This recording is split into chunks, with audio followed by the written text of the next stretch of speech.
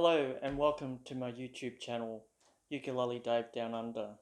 Thank you for coming to have a look, and more importantly, Utopia Diaries. What's Utopia Diaries? Well, it's a bit of a play on the word called utopia, the perfect environment. And I think the ukulele is one of those instruments that is perfect. So this episode, it's called You Call That a What? So basically how it started about 2 years ago when my older brother Harry came and popped around and said, "Oh, I've got to check out this ukulele." I go, "Uka what?" And he goes, "It's a ukulele." And he pulls out of this little bag a Carla Waterman. And I said, "Oh, what a cute little toy. It's plastic." He goes, "It's not a toy. It's a musical instrument. It's a ukulele." And I go, "Really?" I said, "Still feels like a toy to me." And so he takes it out and tunes it a little bit, and then he starts strumming a few chords. And I thought, gee, that sounded really good. And I immediately thought of Tiny Tim. Now, for those that probably haven't heard of Tiny Tim, he was a musician back in the 60s, and he was very unique. And for those that want to, just Google Tiny Tim and you'll have a look at what he's like. So anyway, so I've got this little uke and I'm having a bit of a play, and I thought, gee, that really sounds really good. And I thought, how much was that? And he said it was around 30 or 40 Australian dollars. And I thought, God, that's cheap for a toy. So I'm starting to rip him a little bit, and he goes, "It's not a toy." I go, okay, it's not a toy.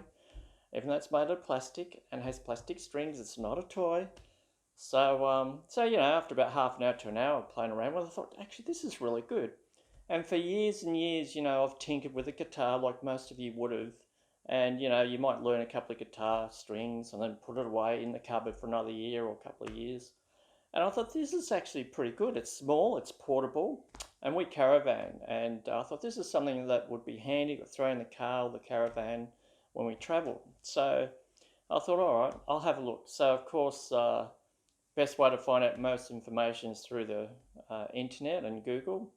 And even though he had the Waterman, I thought, oh, I'll check first. I'll try and do my research, because that's one of the things that we should get in the habit of doing. Before you make any purchases, research, Google, review, and try and make the best informed decision you can. So, of course, there I am typing away, and Makala Dolphin pops up a fair bit.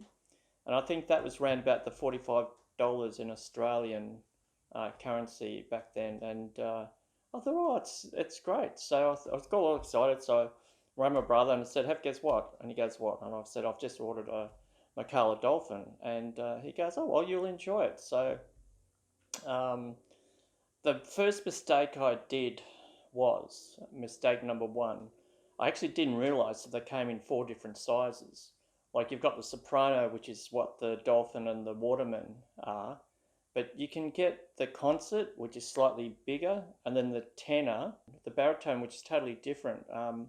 Basically, with the soprano, concert, and tenor, the tuning is G, C, E, A, and you can have a low G or a high G, which we'll talk about in other episodes. But then you've got the baritone, which is strung differently, which is D, G, B, E. But the problem is that unlike the other three, the baritone, chord shapes are all different. So that's something you need to be aware of. So, of course, my soprano's in the male, and then of course I've found out that there's actually different sizes. And I thought, oh well, I've got to start somewhere. I'll start with the soprano. So that arrived, my one little Makala Dolphin uke, and it was so cute. Had the bridge where the strings come out, have a little picture of a dolphin in it. I thought, oh, how cute. So I've sort of thought, aha, well, I think I'm going to have to get a tuner. So that was a whole new series of researching different types of tuners, which I'll go into the next episode. But next week I'll talk about things like how you hold the uke, did I need a strap, how to tune it, strings, high G, low G, chords, and different strings.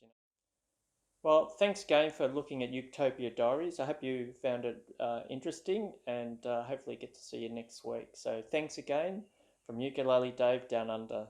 Bye.